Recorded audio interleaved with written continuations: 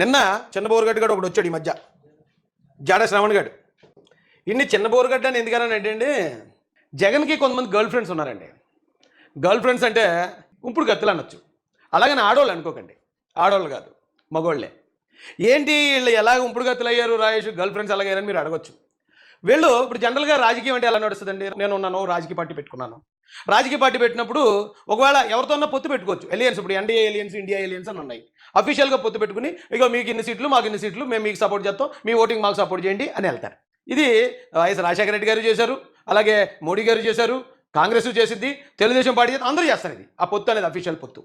అయితే ఈ అక్రమ సంబంధాలు అనేవి ఎలా ఉంటాయంటే, వీడు పార్టీ పెట్టాడు, బోరుగడ్డ అనిల్ గారు కూడా పార్టీ పెట్టాడు. అంటే పార్టీ పెట్టడం అంటే ఆడు రిపబ్లికన్ పార్టీ ఏదో చెప్పవడండి.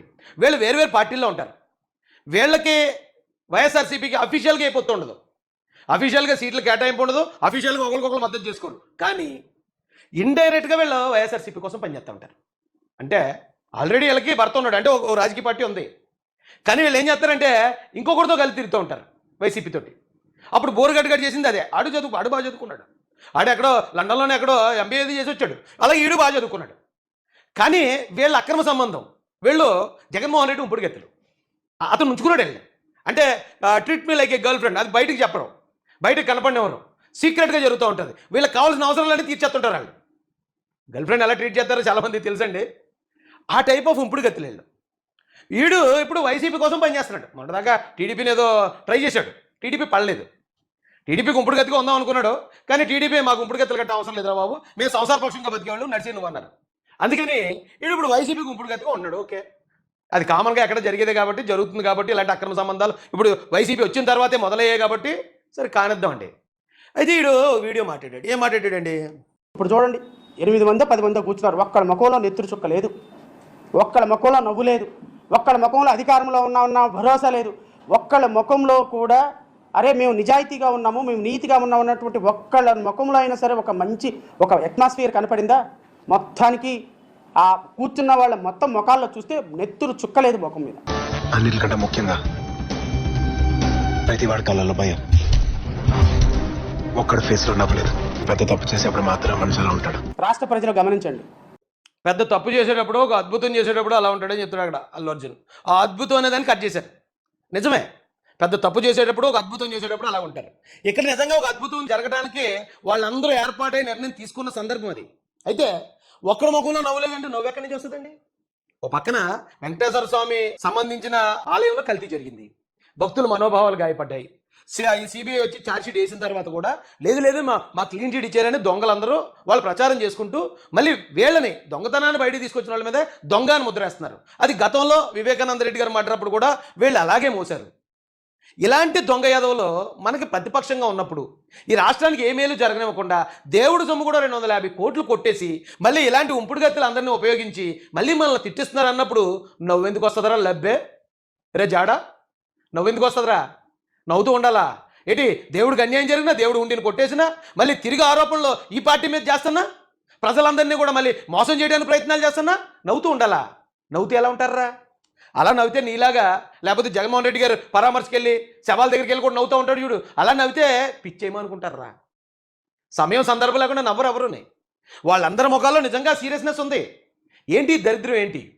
ఇలాంటి వాళ్ళు ఉన్నారేంటి ఈ రాష్ట్రంలో? జగన్మోహన్ రెడ్డి అనే రూపంలో ఈ వైఎస్ఆర్సీపీ పార్టీ చేసే ఈ అకృత్యాలు ఏంటి? ప్రజలను ఎందుకు ఇలా మోసం చేస్తున్నారు? ఆ బాధ ఉండదా? మనం చెయ్యని తప్పును మన మీద వేసేస్తూ ఉంటే నవ్వుతూ ఉంటారా ఎవరైనా?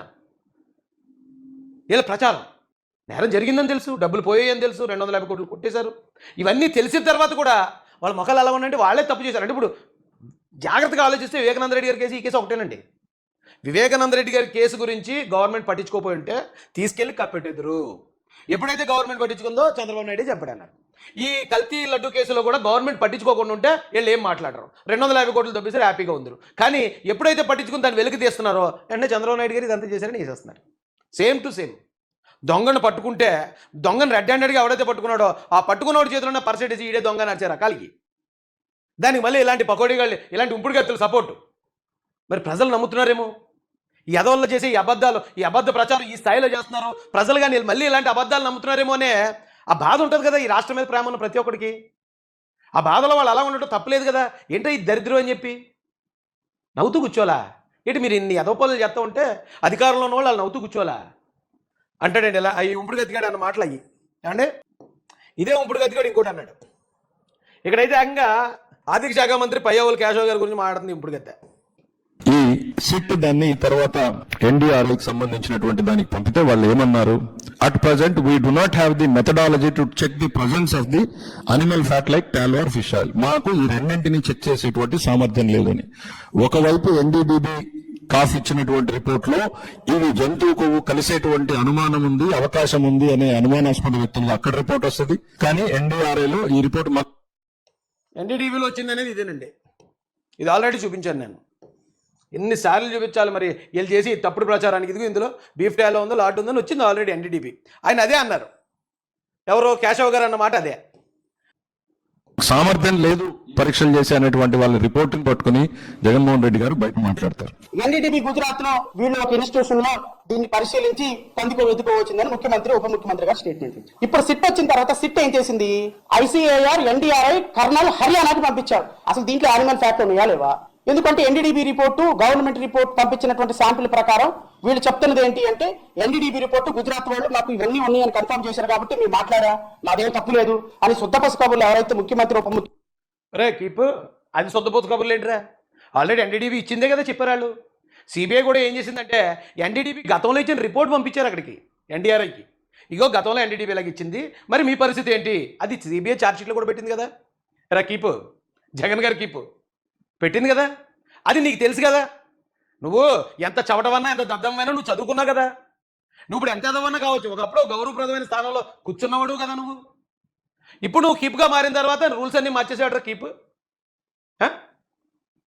ముఖ్యమంత్రి చెప్తున్నారో ఇది కరెక్టా కాదా అని దీనికంటే బెటర్ గా ఉన్నటువంటి ఇంకో ల్యాబ్, ఈ ల్యాబ్ హర్యానాలో ఉంటుందండి. దీని పేరు ఐసీఏఆర్ ఎన్డీఆర్ఐ ఇన్స్టిట్యూషన్. దీనికి పంపిస్తే ఈ 4 ఐటమ్స్ లో ఎక్కడా కూడా పంది కొవ్వు ఎద్దు కొవ్వు అవశేషాలు ఉన్నట్టు. నువ్వు గతంలో పట్టుకుని వచ్చేవాడు కదా, ఆధారాలు పట్టుకొచ్చేవాడు కదా, ప్రతిదీ కూడా ఆన్ పేపర్ మాట్లాడేవాడు కదా. మరి ఇప్పుడు ఎందుకు ఆ ఛార్జ్షీట్ పట్టురాలేదురా కీప్? ఆ ఛార్జ్షీట్ పట్టుకొచ్చి దానిలో ఇక ఎలా చెప్పారు సిబిఐ వాళ్ళని చూపించాలి కదా నువ్వు. అది చూపించకుండా నీ సొల్లు మాటలేంటి, నోటికి ఏదో వస్తే అది వాగటం ఏంటి ఏంటి ఈ అక్రమ సంబంధాలు ఏంట్రా బాబు. నీకు పార్టీ ఉంది కదరా, ఒకవేళ పార్టీ లేదనుకో ఆ పార్టీని ముగిస్తే నువ్వు వైసీపీలో జాయిన్ అయిపో, గౌరవంగా ఉంటుంది. ఎస్ ఈ రాష్ట్రంలో పెద్ద పెద్ద నాయకులు కూడా ఏదో పార్టీలో పనిచేసిన వాళ్ళే, తప్పేం కాదు. ఓ పార్టీ పెట్టుకోవడం ఎందుకు, ఈ రంగు వ్యవహారాలు ఈ అక్రమ సంబంధాలు నడపడం ఏంటి? నా దగ్గర ఆధారాలు ఉన్నాయండి, నేను ప్రతిదీ డాక్యుమెంట్ చూపించాను. కానీ ఇలాంటి ఎదవలు ఇలాంటి పనికిమాల ప్రచారం చేస్తుంటే మరి చంద్రబాబు నాయుడు గారికో లోకేష్ గారికో పవన్ కళ్యాణ్ గారికో ఇలాంటి నీచుల్ని ఎప్పుడు చూడనోళ్ళు సడన్గా ఇలాంటి వాళ్ళని చూసినప్పుడు వాళ్ళకి మంచి వాళ్ళు కొంచెం బాధపడతారు కదండి. ఏంట్రా బాబు ఎంత దరిద్రం, ఎంత నీచులు ఉన్నారు, ఎంత నీచానికి దిగజారుతున్నారు ఏంటి అని వాళ్ళు బాధపడ్డ అర్థం ఉంది కదా. కానీ రాష్ట్ర ప్రజలు అయితే అర్థం చేసుకుంటారు. చంద్రబాబు నాయుడు గారు, లోకేష్ గారు, పవన్ కళ్యాణ్ గారి వాళ్ళు ఎందుకు బాధపడుతున్నారో రాష్ట్ర ప్రజలకు తెలుసు అని ఇచ్చారు. పయ్యావులు కేశవ్ గారు చెప్తారు, హర్యానాలో ఉన్నటువంటి టెస్ట్ చేసేటువంటి దానికి ఈ పంది కొవ్వు ఎద్దు కొవ్వు కలిసింది అని చెప్పే టెస్ట్ చేసే ల్యాబొరేటరీకి ప్రాపర్ ఎక్విప్మెంట్ లేని కారణంగా వాళ్ళు అలాంటి రిపోర్ట్లు ఇచ్చారని గౌరవ ఫైనాన్స్ మినిస్టర్ ఈ రోజు ప్రజలకు అబద్ధాలు చెప్పే ప్రయత్నం చేశారు. నేను ఊరికి అది అబద్ధం అంటాడండి వీడు. ఇది డైరెక్ట్గా ఛార్జ్షీట్లో ఉన్నదే. ఛార్జ్షీట్లో వేసిన పేజీలో 35వ పేజీలో ఉంది. ఈ డేట్లో ఆల్రెడీ మొన్న కూడా చెప్పాను నేను.